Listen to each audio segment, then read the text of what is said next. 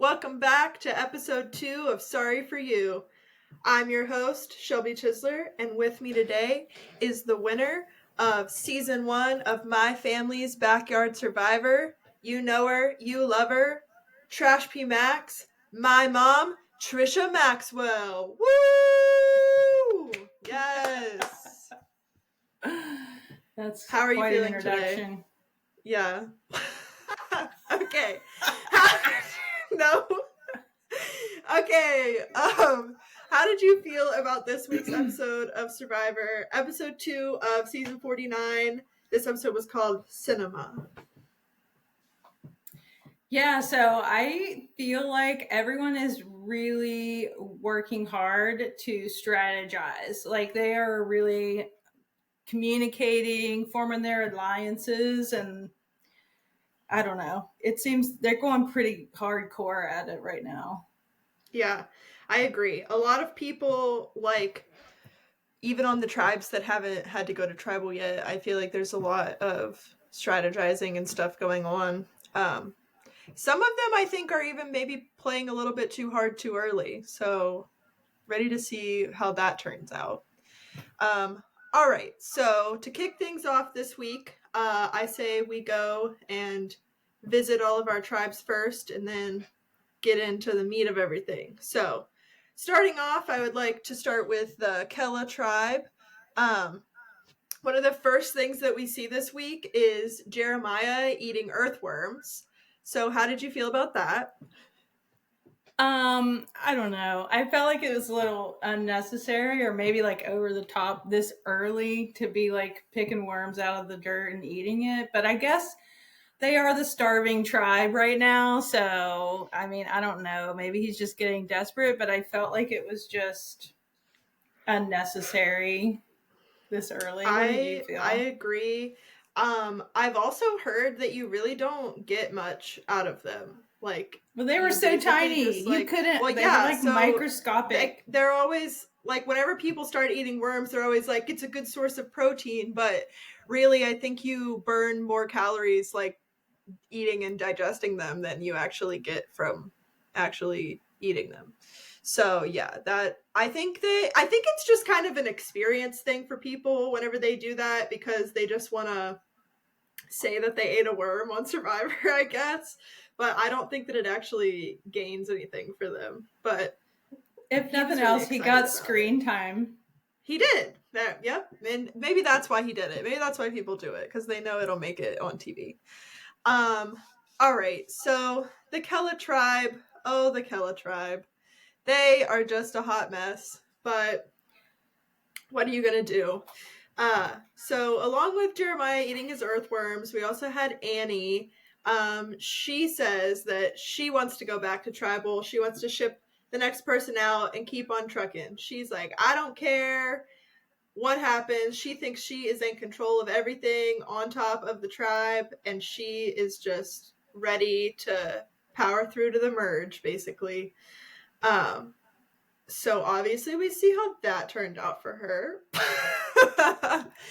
But yeah, I thought it was pretty ironic the way that they were, like the editing crew was like hitting her so hard and letting her tell all the things that were going to go down. And it sounded so professional, like she had been doing this forever and she had it all figured out. And if I didn't know better, I would have thought, oh my gosh, like she's so right. Like all this is going to go exactly the way she says it's going to go. Like it was so, yeah, like you could buy it for sure if you like didn't actually know what was going on behind the scenes. I thought she did really well at like confident. Vocalizing. Oh yeah, she was vocalizing she was like all confident. Of it. Yeah, so she was really pushing for Jake to go home like in the beginning. So that was why she was just like, I'm ready to go back. She was convinced that everybody was on her side to also vote Jake out. But in reality, behind the scenes, what Annie didn't know is that we had what I've named this alliance. I don't think they have an alliance name actually, but I'm naming them the Thruple, because that's Sophie, Jake, and Alex, because we know that Jake and Alex want to kiss, And Sophie's here too. She feels like a third wheel, but the three of them together, and then they kind of have Jeremiah on the side too. So like he's like the side hoe. They're the throuple, and Jeremiah's the side hoe. But what I found really interesting is, as we know from last episode, we have Sophie she sees Jake and Alex as number ones, and that makes her jealous, and she gets like nervous that if it ever came down to it, the two of them would stick together and she would be like the third in the alliance. But what I found interesting in this episode was that we got Alex's perspective, and he actually sees Sophie and Jake as number ones, and he finds that a little concerning for himself, and even goes to Jeremiah later in the episode and is like, okay, like we're gonna vote Annie out this week, but then if we go back to tribal again, like I kind of feel like Jake and Sophie are going to stick together, and that leaves me and you on the bottom, which means it's going to be one of us. So he sees Jake and Sophie as number ones, but Sophie sees Alex and Jake as number ones, and this is why thruples never work, because what the heck. But then so we have all of that causing jealousy, but then Jake actually says in one of his confessionals that he says, I guess I just have two number ones because I see Sophie and Alex both as my number ones. But I'm sorry, Jake, that doesn't work whenever there's only three of you left and you have to vote somebody out, because there will always be someone that you want to keep around more. But so how do you feel about all that? Yeah, I think ultimately Sophie and Alex should just come together. If they're both feeling like threatened by each other, they should come together and then just let Jake figure it out. I agree. And then they should just come together with Jeremiah, and then that would make them a three, and then Jake would be on the bottom. But unfortunately, everyone just likes Jake the best, I guess. Everyone just wants to be Jake's number one, but that's when we need to do some out of the box thinking, you know? Yeah, and I worry about it a little bit, because I wonder how successful Jake's even going to be if he even gets to the merge, like what that's even going to look like for him. I feel like when I see like the other players and like try to figure out how he would mesh with the other players, I don't know.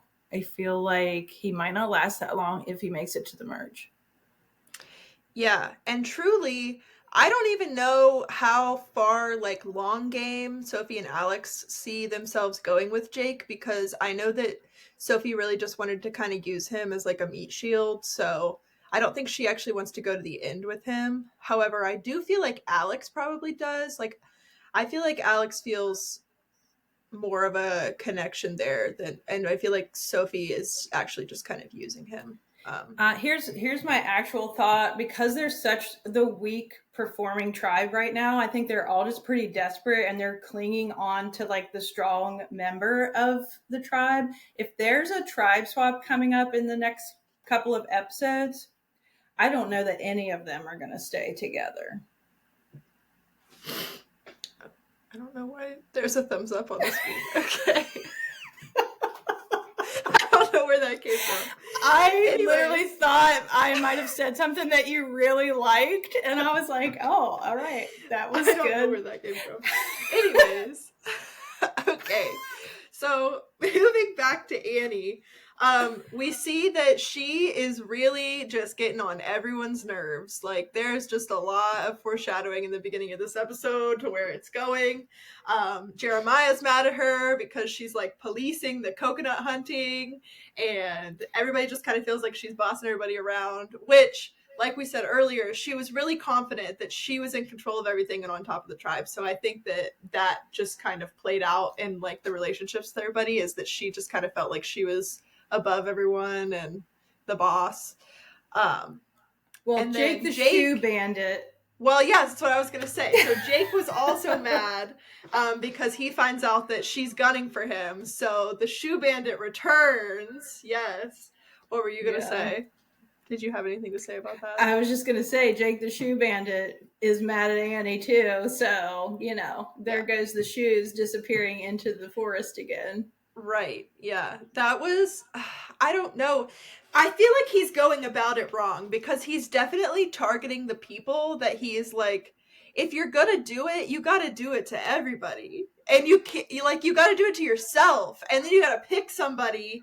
Like, I Yeah. wouldn't have done it to Annie. I would have, like, hid Alex's shoes or something and then been like, I think Annie did that. You know what I mean? Like, just Like you have to, framing like, someone frame else. someone. Yes. Yeah. Or, like, hide your own shoes. And I don't know.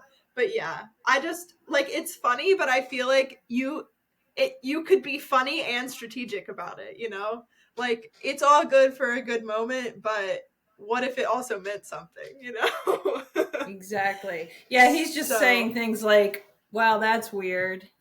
You know, yeah. like he's not playing into it like you're saying. Yeah. He's not playing into it to make it work in his favor. He's almost playing it down enough that it's going to put a target on his back as the person who's doing it.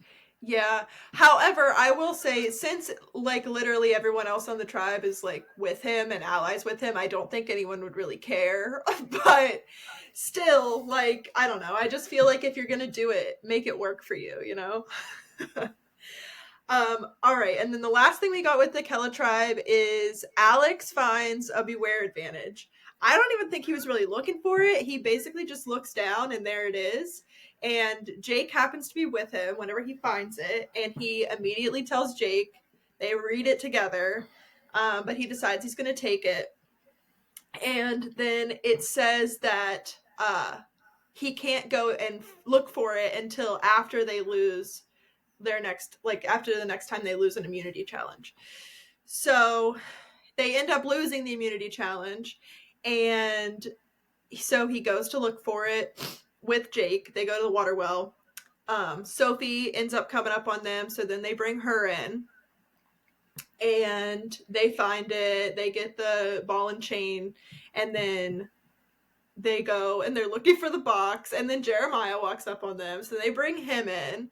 So now, and Alex just keeps saying, like, I don't want to tell anybody about this. I just want to keep it between me and Jake. Well, guess what? Now everyone knows about it. Everyone on the tribe knows about it.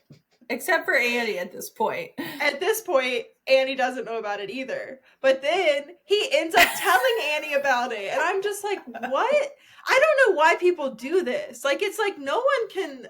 I don't get it. And it's even like, I don't remember what he said, but I know they were asking people before they went out on this season, like, if you find an advantage, are you going to tell people about it? And I feel like pretty much everybody was like, no, I don't know why people do that. But then here we are again, and people are telling everybody about it. Like, no one can keep their mouth shut anymore. I don't understand. But because even though Jake was with him whenever he found it, he totally could have like picked it up and then read it later and not told Jake about it. Like, he did not, like, Jake didn't see it, so he didn't need to tell anyone really. But yeah, well, I thought that, oh, go ahead. I was going to say, and then Sophie actually found the treasure box that had it in it and then re-hid it. I would have just like taken it out and like left the box. I don't know. She could have been ahead of all of them. Well, she didn't have the key though. That's what she was trying to get the key to come back later to open the box so she could take the idol and leave the box. But I actually really liked that she found it and then was like, okay, like, even though these guys are my allies, like, I don't want them to have the idol. Like, I want to have the idol. So I really liked that. And that was actually something I thought about with last season, whenever they had the, like, decoders they had to do for the Beware advantages. And no one that found the decoder could get it open themselves. Like, everybody had to go to somebody else to have them help them open it. And I thought about that for like what my strategy would be there if I was the person that they came to and they were like, hey, like, can you get this open for me? Like, I'm taking that. But that my question is, if I take it, am I then the one that loses my vote until it gets open, or is that person still the one that loses their vote? Because if I can take it, if they give it to me and they're still the one that doesn't have their vote, I'm definitely doing this. But I'll take that, solve it, get the idol for myself, make a fake idol, put it in there, and then be like, oh, look, I got this open for you, give it back to them, give them the fake idol. Now I have the real idol and they have the fake idol, and they don't know. Like, that's totally what I would have done last season. But with this, it was kind of similar, where Sophie was like, well, you know, like, I'll find this, come back to it later. She could have done the same thing if she would have gotten it open, gotten the idol for herself, made a fake idol and put it in there, and then brought them back and been like, oh, look, here this is, and had them open it. They would have thought that was the real idol. So if that would have worked out for her, I would have been really excited. But I really did like that she was trying to do that. I thought that was really good strategic work that I don't think we've seen a lot of people do recently. So I was a fan. All right. Anything else to say about the Kella tribe before we move on? The amount of brain fog that is happening with the Kella tribe. Yeah. Really? Like, they can't even find the words to talk half the time. Yeah, I mean, it's probably from the worms that Jeremiah ate. From the worms. Yeah. But I'm just saying, Jeremiah got lost in his words. Sophie got lost with her words twice. Yeah. Like 2 different times during the episode. Sophie keeps falling down. Girl cannot stay upright. I'm worried. I am worried about her. And her legs are like shredded with scrapes and all kinds of injuries. So I don't know. I'm worried about her. We'll see what happens. Yeah. I could see her going far. I could also see something happening and her getting turned on and blindsided before the merge. So I'm not sure how she's going to do, but yes. The Kella tribe is struggling, and personally, I kind of feel bad for the disaster tribes because they are definitely shaping up to be another disaster tribe.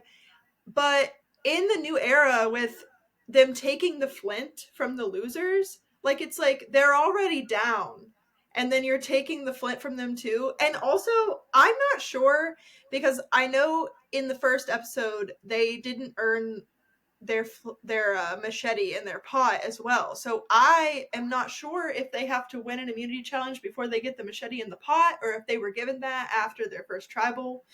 I'm not sure if that comes with the flint or if that's separate. But either way, they don't have flint, they don't have fire, they are not doing well, they have no rewards, and I just don't know how they're supposed to, like, win anything when we're kicking them when they're already down. So, but you're right. But I will say, in this episode, and maybe we'll talk about this later when we talk about the challenge, but they actually busted through all of it. They were in the lead for a while. They were the first tribe to get to the puzzle. They had so much opportunity to turn this around for their tribe, and then completely puke out again with the puzzle. Yeah, they are really bad at puzzles, but also that could go along with the brain fog too, because I just don't think their brains are functioning. So this is true. Definitely. I don't know. I'm worried about them, but I was going to say earlier that, like, when we have these types of seasons where you have your disaster tribes that they seem to be the tribe that gets so much attention, and like we get to know those players and their strategies like so much. But I think it's different this season. Like, I think they've really done a good job of sharing the camera time with the other tribes so that we can kind of get to know how they're operating as well. I noticed that difference in this season from prior seasons. Well, I actually feel a little differently about that. I will say yes, because there are some seasons where I feel like I don't know anybody on the other tribe, that if there is like a tribe that just keeps going to tribal. So yes, I do think they are splitting the time well, and we are at least like getting to spend some time with the other tribes each episode, but we are definitely getting like a lot more of Kella in comparison. because so the next tribe I want to move to is the Hina tribe, which is the yellow tribe. And I was going to say, I think that we once again got the least amount of time with them. I feel like they're definitely the tribe that I know like the least. But what we do know about them is that Matt, Steven, and Christina are together. And they're a pretty solid 3, but they want to pull in a 4th. So Matt decides to go talk to MC, try to pull MC in. And MC's like, well, I'm going to tell you yes, obviously, because who's going to say no? Like, no, I don't want to be in your alliance. But on the inside, she's thinking like, okay, you want to pull me into this 4, but you guys already have a 3, so I'm obviously going to be on the bottom. So she's like, maybe I'm just going to go make my own alliance, you know? So, but she does say that she really likes Steven, but she doesn't trust Matt. So I think that's interesting. I wish that we did get to spend a little bit more time with this tribe because I would like to know some more stuff that's going on, but honestly, we just haven't really needed to know more yet because they're just killing it. So I honestly think they might make it all the way through to the merge without ever going to tribal. I could see that happening. So I think maybe that's why we don't get to spend as much time with them, because maybe we'll get to spend some more time with them later, and we just don't really need to know these things pre-merge. But Hina is my favorite tribe right now. I agree. Like there's like a lot of people in there that I really like too. So yes, even though we don't get to see or get to know them as well as we want to right now, they are some of my favorite players already. Like I had them picked out probably 3. I think I have 3 or 4 favorite players coming from Hina tribe already. Yeah. I agree. I really like MC. I really like Sophie.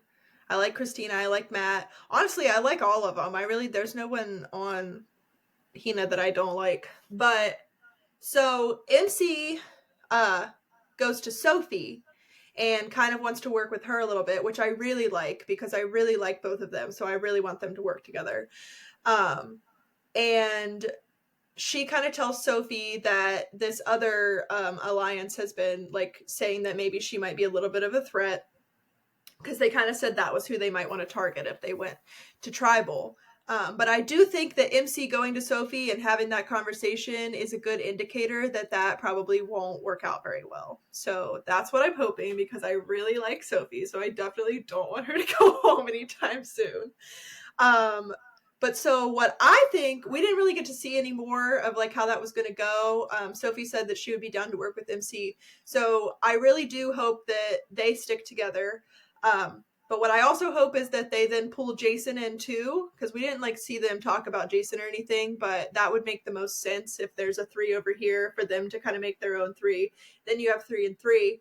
And then I think if you were going to pull any of the other 3 over to that 3 to make it a 4, probably Steven, because MC says she likes Steven, wants to work with Steven. So I could see them trying to pull Steven over into that to make it a 4. So I'm kind of hoping that's what we see. I would be down with that because I like Jason too. And I think that MC and Sophie and Jason could make a good alliance. So excited to see where that goes. Otherwise, we didn't really get a lot more of the Hina tribe this episode. So do you have anything else you want to say? I mean, you didn't talk a lot about Matt, but he's probably my favorite player right now. Mm-hmm. And I'm hopeful because I know they were kind of down on him in the beginning because he's older, you know, but he's rocking it out right now and really helping that tribe. Like he really helped that tribe in the challenge. And I don't know. I think he's going to do good things. I hope that people don't look at him as a threat and vote him off early, because I think he's going to be maybe even more helpful than Jake in later episodes. Well, so my thing with Matt is, like, yeah, he's older, but, like, he's pretty tough. Like, I mean, he is definitely, like, an asset in challenges, at camp, everywhere. And so of other players in the season that are kind of like the older player category, that just like happen to be, you know, like not as young as the rest of them.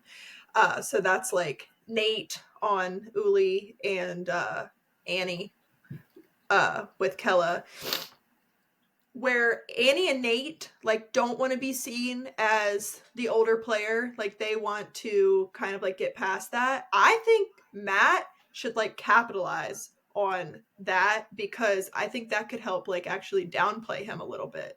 Maybe later, but I think right now it's really working out for him that he's downplaying that. He's really chill about who he is in this whole setup. Just like with the fire making in the first episode. Like he doesn't want to show off. That's right. He knew that he could make fire. He knew that they were going to have fire that night. And so he could just sit back and not be the showman of the tribe and be like, I got this. Let me take care of it. You know, he sat back. He let them figure out that they weren't going to be able to do it. And so that's working out for him right now. They know that they need him. He's showing his strength in the challenges, but he's not bragging about it. He's not like talking a lot about it. They're not talking a lot about it. And I think just kind of staying undercover a little bit is helping him, but he pulls through when he needs to. And I think that's really a strength for him. Yeah, I do really like him a lot. So excited to see how he does. Okay, moving on to Uli. Oh.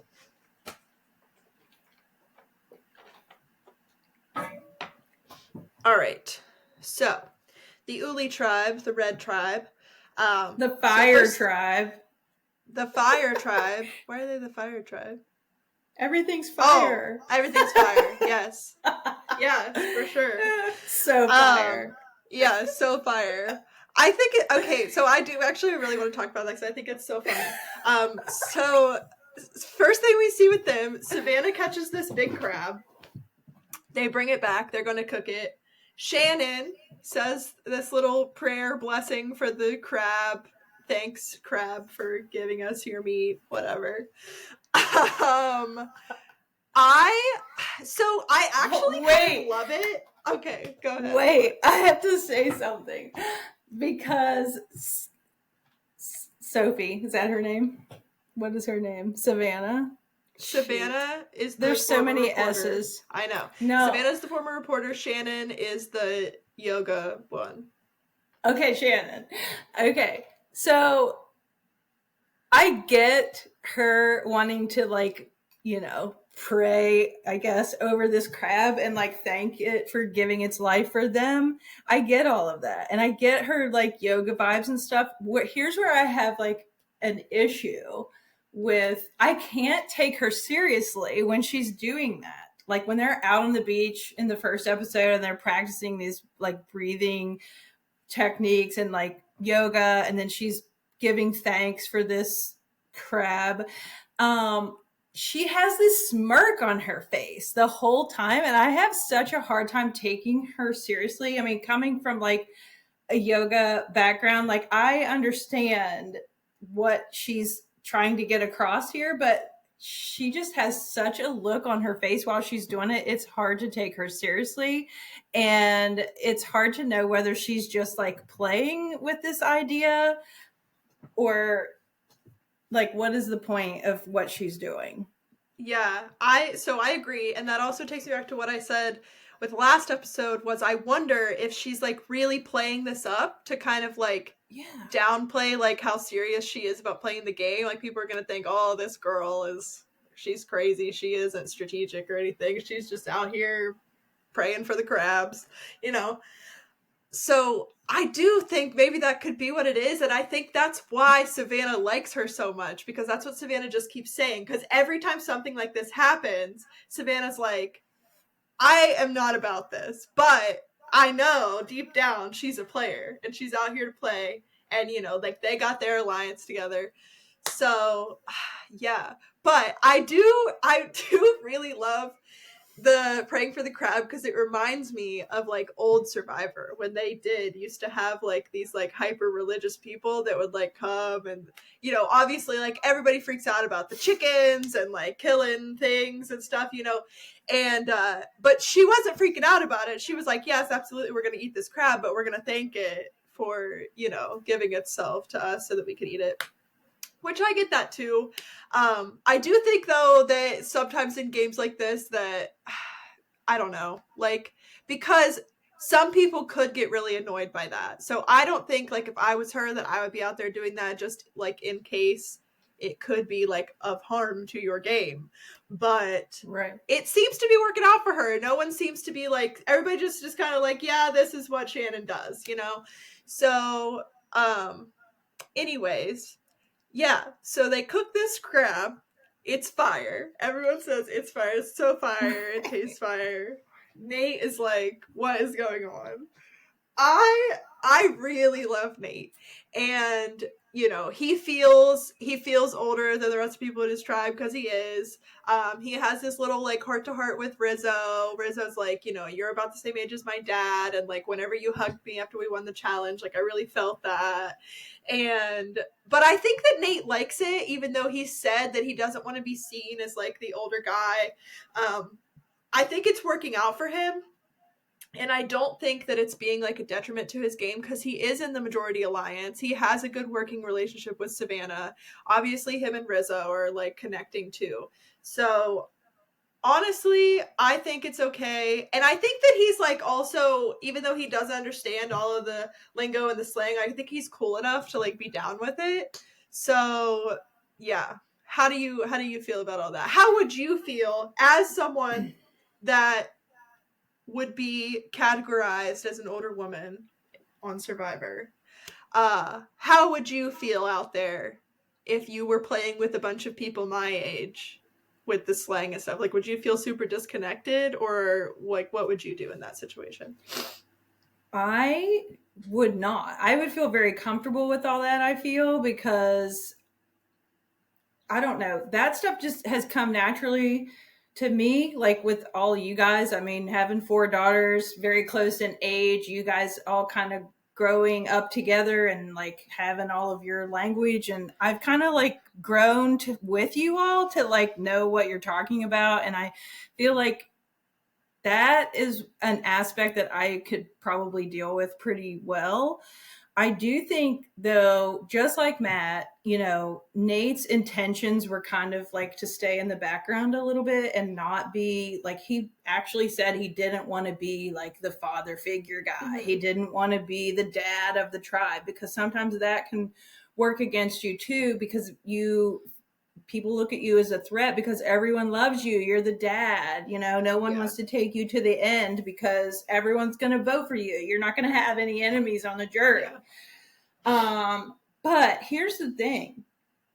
I think the way that I would play is I would just have to go with whatever is naturally happening, right? Like, don't put yourself out there as like the mom or the dad of the tribe. And because we've seen a lot of players make that mistake. They go in with the mindset already that that's the character they're going to play, right? And then they play it so hard and it works against them. Mm-hmm. But I think, and that's why I'm excited about this season, like watching Nate, watching Matt. I want to see how this like more subtle play is going to work out for them, right? They know going into it that they could have a target on their back already for being older or being the dad or whatever. And they're just being so subtle about their approach and kind of letting things happen naturally. And I think that's how I would play too. I am more of like a gut instinct and like intuitive kind of person that I think that I would play and let things, kind of instinctually happen and intuitively happen. hmm And honestly, I think that's how everybody needs to approach Survivor because it's such like a fluid game and it's so different season to season just depending on who you're playing with. I don't think you can really go in with like this really like rigid like gameplay plan because you really just have to go with the flow of like the people that you're playing with and how they're going to perceive things. You really have to read the room and like act in the moment. Yep. So, I think fluid is like the best word to use, because it is just so changing all throughout, the whole time that you're in.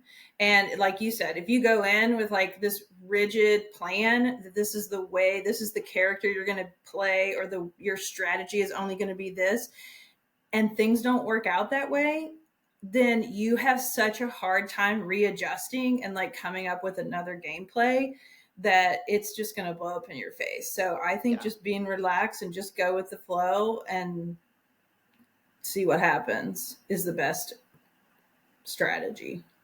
Yeah. I agree.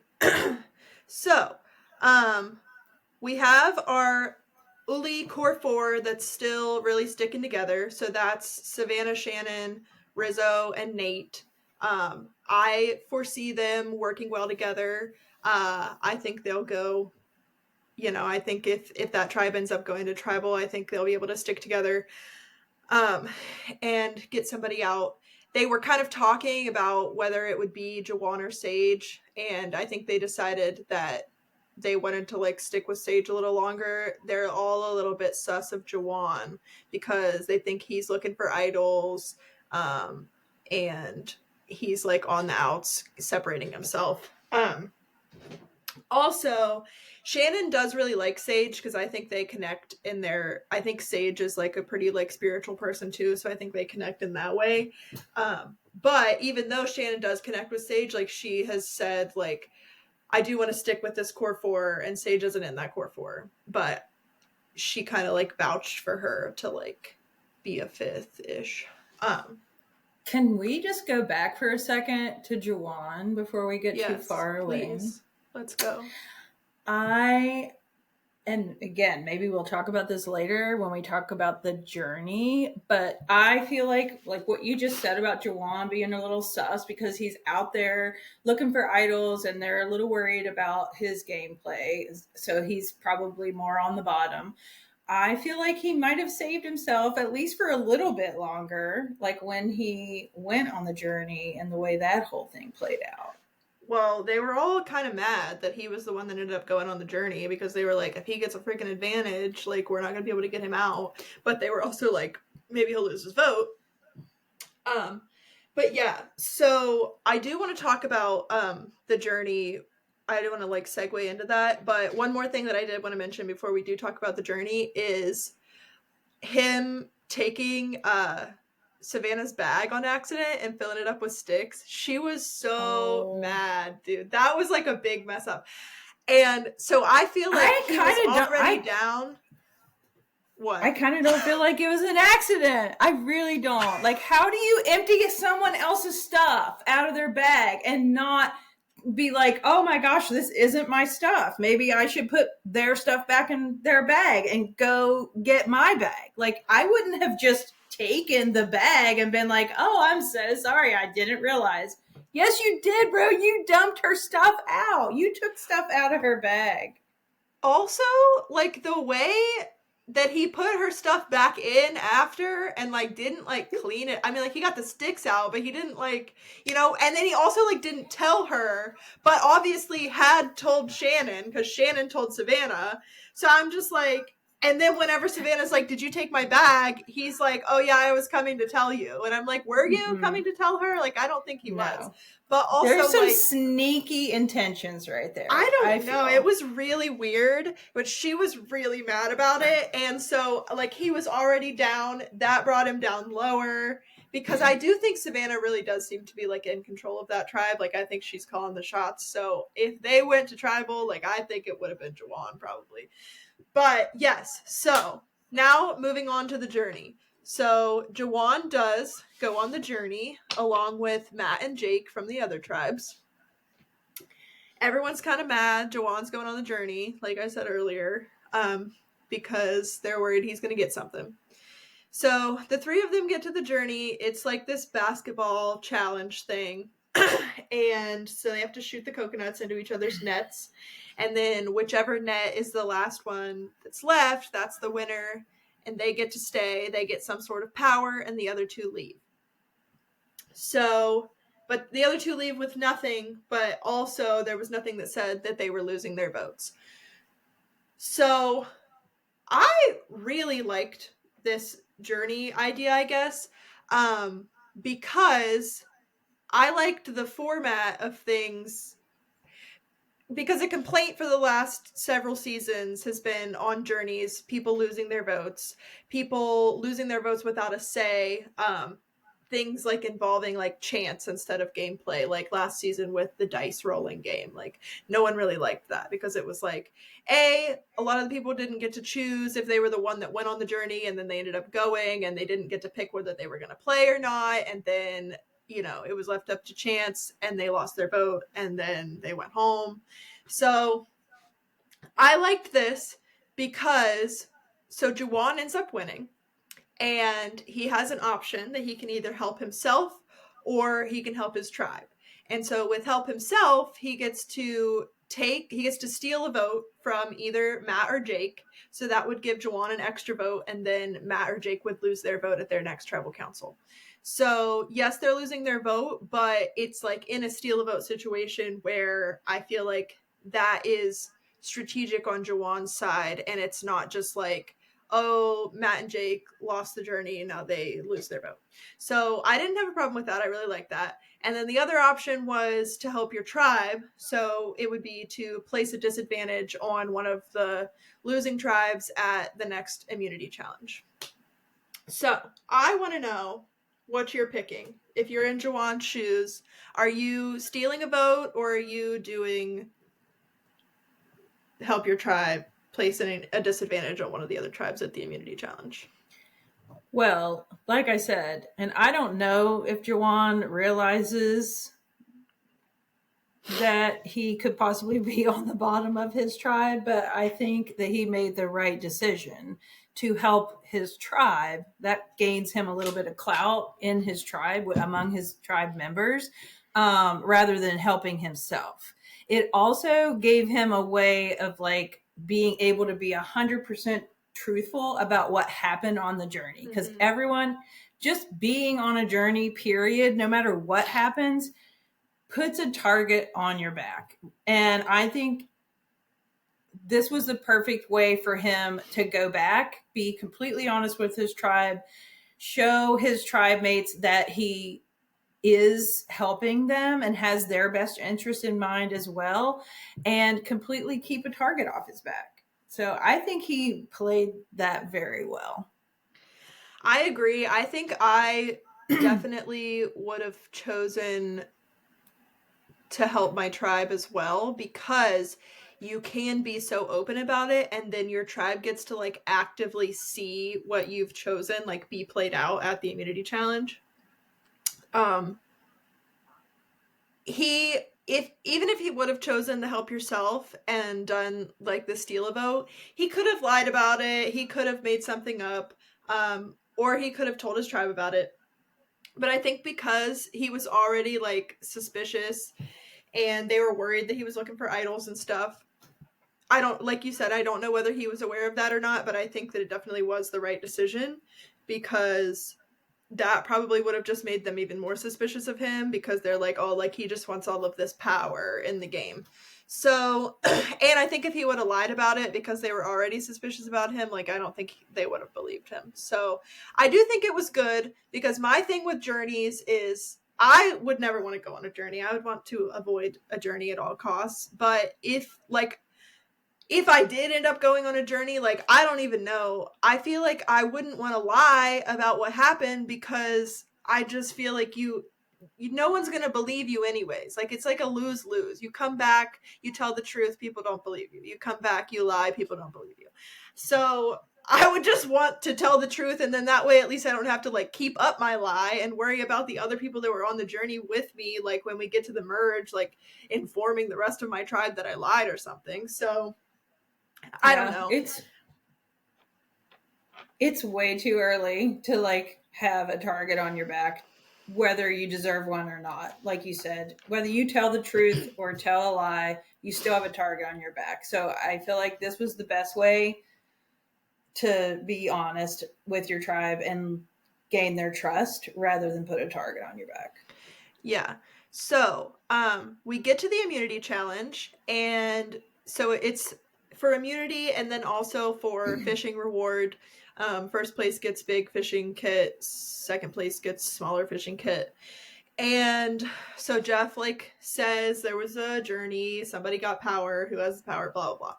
And so Jawan reveals that he has it, and then Jeff reveals what the disadvantage will be before Jawan picks what tribes he wants to put it on.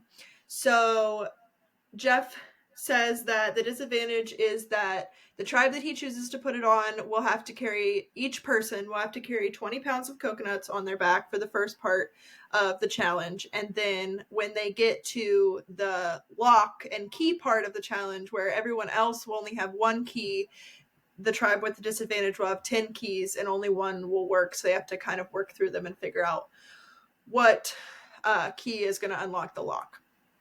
So after he finds out what the disadvantage is going to be, then he just tells Jeff, like, I want to put it on Hina.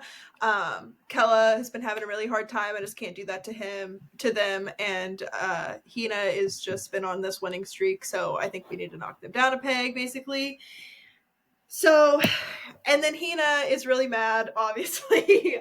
But what I want to know what you would have chosen in this situation. Which tribe would you have put it on? Would you have gone with Kella? Would you have gone with Hina? And what would your reasoning be? I feel like he made a good decision in putting the disadvantage on the Hina tribe. I mean, they don't give beast vibes when you look at them, but they are definitely beasts. And yeah. I think they prove it again in this episode. For sure. I think they just have like all the good parts of everything that you need to make up a good tribe. They have strength for the strength challenges. They have brains for the puzzles and the mind challenges. I don't know. And they work so well together. So I agree with what Jawan did because, Kella tribe is just like so struggling right now. And like you said earlier, just to keep kicking them while they're down. Yeah. I don't know. I just think it shows a little bit of mercy, if you will, on Jawan's part. And that could help him in the long run too, in the long game. I agree. I could see it have gone either way. Like, I could see an argument for both sides. I probably would have gone with putting it on Hina, though, too. Just because they are, like, while Kella, while we could kick Kella while they're down, like, we also don't need to, like, be boosting Hina while they're up. Like, we don't want them to get the big fishing kit. So, even if they ended up in second and got, like, the smaller fishing kit, like, I still feel like, I don't know. I feel like I would have gone with Hina too, but I could see an argument for the other direction. But I also think that I feel like Jawan probably did discuss with his tribe before they got to the challenge, even though they didn't know what the disadvantage was going to be. Like, they still knew it was going to be a disadvantage. So I feel like they probably talked about it back at camp, like, okay, which tribe do we want to put this on? And I feel like they probably all ultimately decided with Hina because it seemed that he didn't really have to think about it that hard whenever Jeff asked him. Like, he knew what tribe he wanted to do. So I think that's good. And I think that I probably would have discussed with my tribe and ultimately just gone whatever way my tribe wanted to go because, it in the end, keeping your tribe happy and feeling like feeling like you're working with them and like taking what they want into consideration. I feel like that is what matters the most. Especially if you don't know what the disadvantage is going to be yet. Right. I think Jawan this episode was his episode to do all the things that he could possibly do and do them well to save himself. Yeah, well, so he puts the disadvantage on Hina, but it really doesn't matter because they end up crushing it anyways. Because they are beasts. They are beasts. But so Kella kills the first part, the physical portion. They get to the puzzle way before everybody else.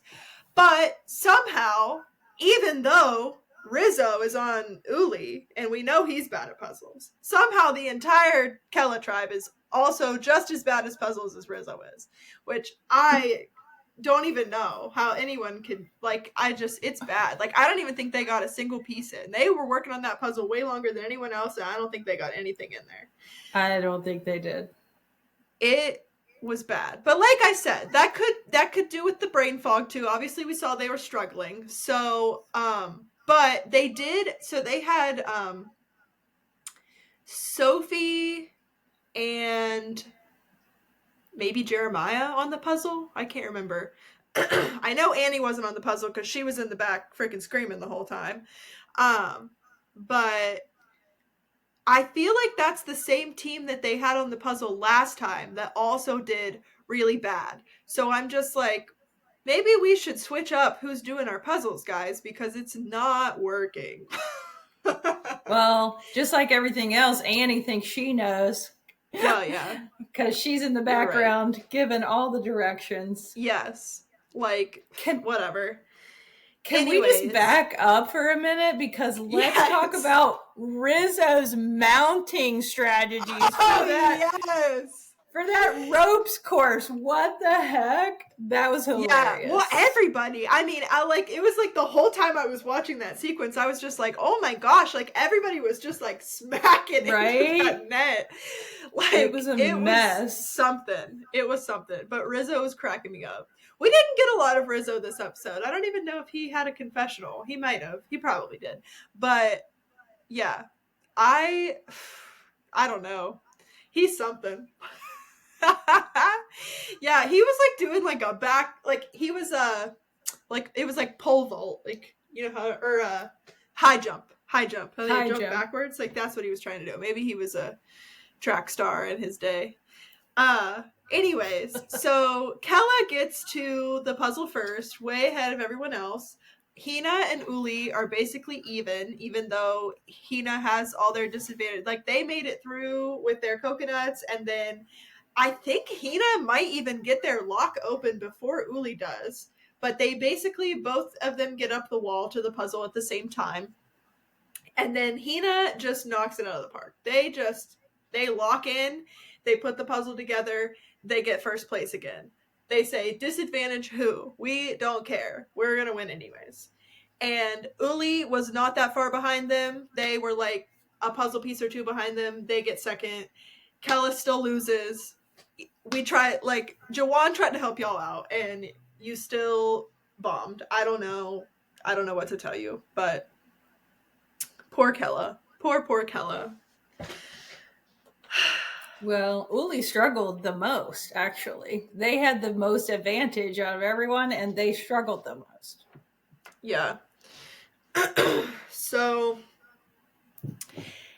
they really did, because they ended up like even with Hina, who had the disadvantage. So I don't know. They couldn't even get their ladder out of the sand. They were the last tribe to get their ladder out. Yeah. So I don't know. I feel like we might see them go to tribal at some point. I think it's coming. Yeah. And then I don't know what's going to happen there. But for this episode, we meet again with Kella at Tribal Council. And no one can freaking talk in full sentences. No one's brain is working. It is a hot mess. It is. Right out the gate. Jeff does keep saying, like, how hot it is. So it must have been, like, really hot.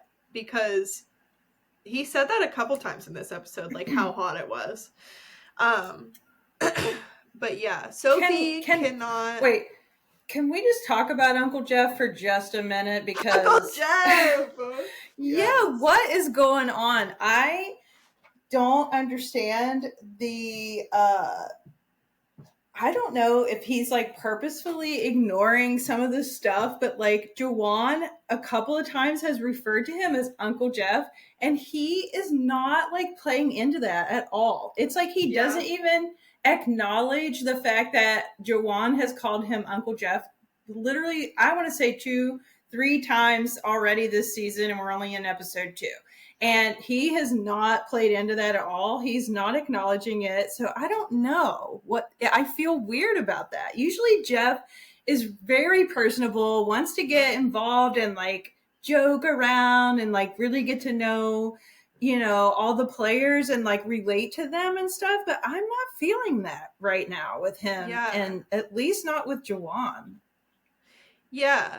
And you had mentioned that, and I did do some thinking about it. And so we know that both of the alternates got put into this season because there was an issue in like the pregame at Ponderosa that there was 2 players that had been like pre-gaming and talking or whatever. We're not really exactly sure because they didn't like reveal all the way, but Jeff has talked about it that they were doing some things that were against the rules, and they had been warned and then like continued to do it. And whenever Jeff got like the second call about it, because he was like in the middle of meeting with production about it to like say like, hey, like what are we going to do about this, and he got a call again that said like, hey, like they're still doing this, and he just immediately was like, it was a no-brainer. I was like, we're pulling them, we're putting the alternates in.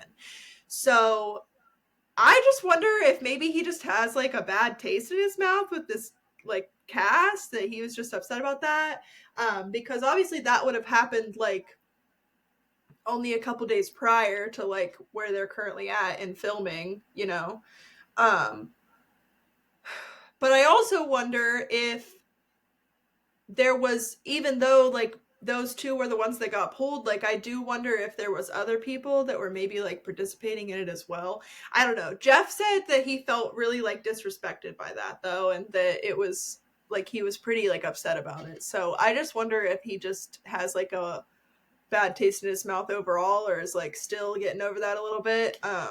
Maybe by the end of the Yeah, season he'll be like worked out through it a little more, and I don't I don't know. know. We'll see how that all pans out. But that's really something that I've picked up on is Mm-hmm. like it's just not happening.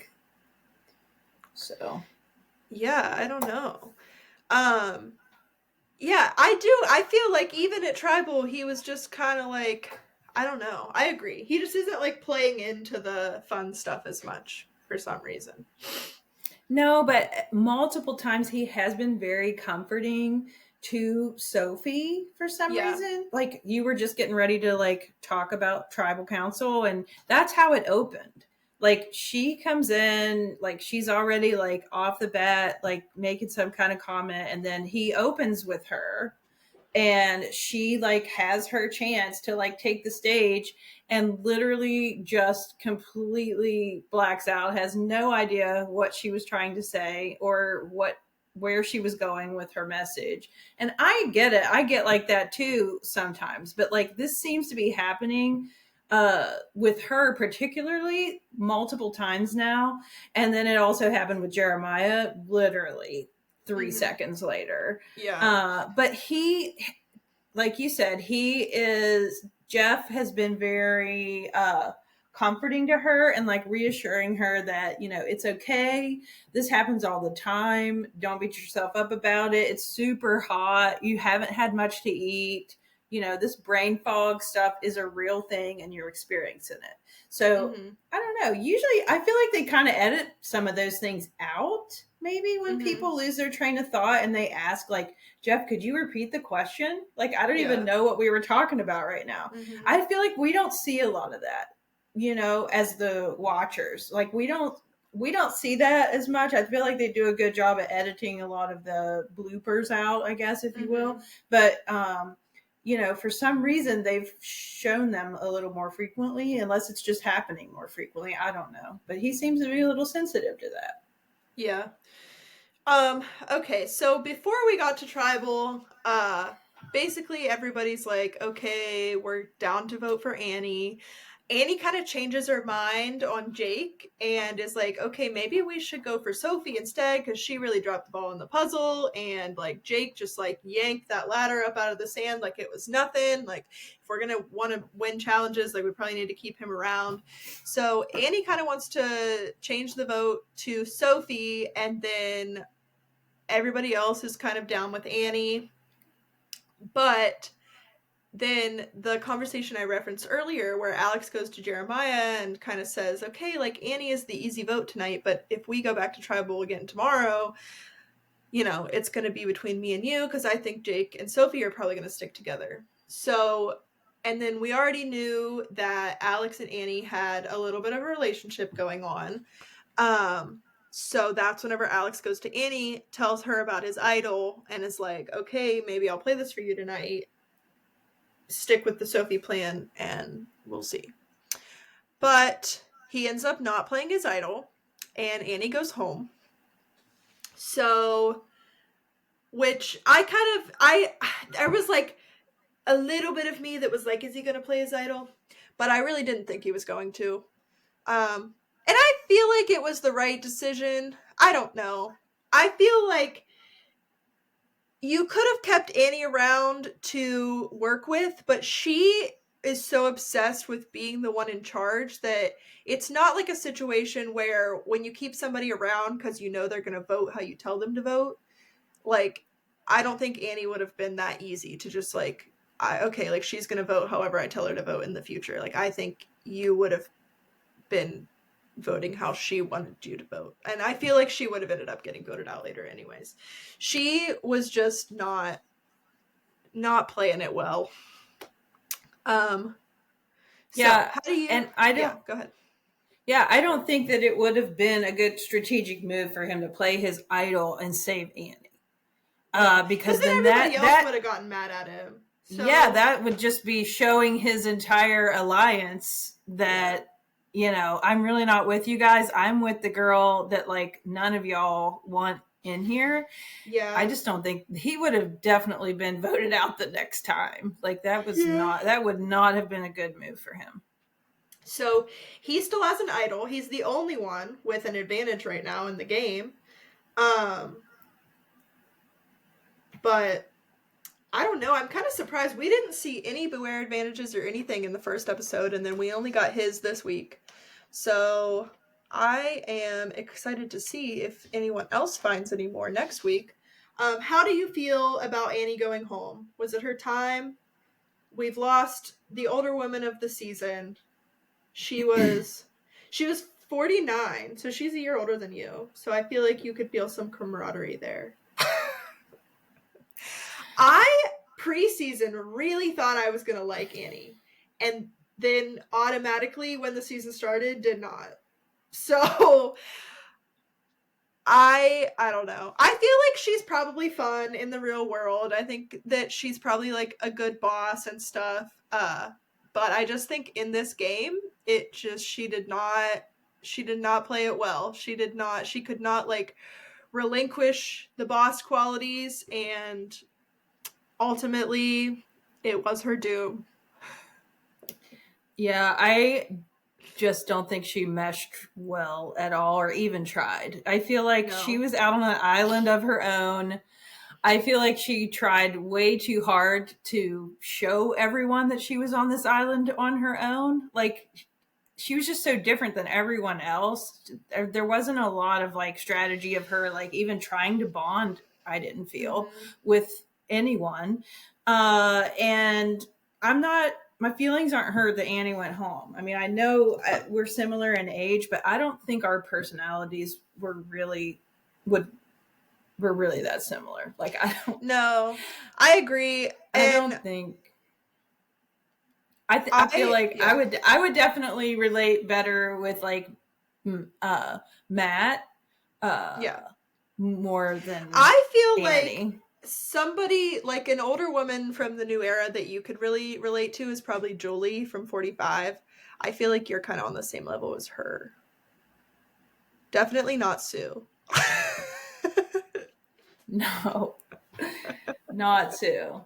Yeah, I don't know. I don't feel bad that Annie went home. Like I said, I just feel like she came out of the gate like trying way too hard to be like her own little show. Well, I know that she said in one of her preseason interviews that she usually wears a necklace that says boss, and she took it off because she was like, I don't want to walk out there wearing a necklace that says boss. I feel like she might as well have just left it on because I was gonna say that same thing. Like, it's almost like she didn't take it off. Like, you might take the No. necklace off, but you did Yeah. not take the mindset off You at did all. not. Yeah, It not at just all. doesn't work well. It doesn't work well. Yeah, so sorry for you, Annie. All right. So now, something we didn't get to do last episode that I wanted to do, but we'll do it this time, is predictions for the next episode. So, we saw in Scenes from Our Next episode that Jake gets bit by a snake, Jake the snake, and Alex is like freaking out. So I looked up what that snake is, and it's a banded sea crate, and it is like one of the most venomous snakes to exist. A single bite from a sea crate has enough venom to kill 10 people, and it does like neuromuscular stuff, so it like messes with your nervous system and your muscles and your breathing and stuff is what the venom does, and it only takes like 4 to 5 hours to die from a bite, and that you need to seek immediate medical attention. So I feel if he really did get bit by it, because he says like he's like, this snake latched onto me or whatever, if he really did get bit by it, I think we might be getting a Jake medevac next week. However, we know Jake is a silly little guy, and what if he was just kidding? Like, what if it was like a joke? He was like, he just saw the snake and Alex was there and he was like, that snake just bit me or something. I don't know. But I think if he really did get bit, I don't know that he is going to be continuing in this season. What do you think? I agree. And if he didn't get bit, that was some really good editing that was done there for the preview. But they didn't show it. They didn't show the snake bite. They didn't show snake. Like, they didn't show anything. It could have latched onto his clothing and like not actually like. Yeah. I don't know. It could have been a really close call. And just like it latched, like I said, latched onto his clothing and not actually into his skin. But I don't know, but it could get exciting. Also, I don't really know how like treating that stuff works. I know there's like anti-venom stuff. So maybe that is something they can treat out there. Like if the doctors did have like some kind of anti-venom they could put on it. But yeah, I don't know. I think he might be leaving us. But anyways. Another prediction? Okay. Let's hear it. Sophie. Which one? The one on Hina's tribe. Okay. Sophie on Hina? Yeah. Tribe? Yeah. Yellow one. Yeah. Like, we've already talked about how we really like her. Mm-hmm. And she is kind of like hiding a little bit. Like, she's not standing out. So, kind of like we talked about like Genevieve in previous season, that she was one that really didn't like stick out as like a strong player at first, but then she kind of like came out in character, in full character, like is on season 50 big character. So so is Sophie the next Genevieve? Maybe. We can only hope, because I really like her. And I hope that she has her episode 3 breakout like Genevieve did. Because Genevieve was basically not even in the first 2 episodes of 47 and then became a main character in episode 3. So, we can only dream.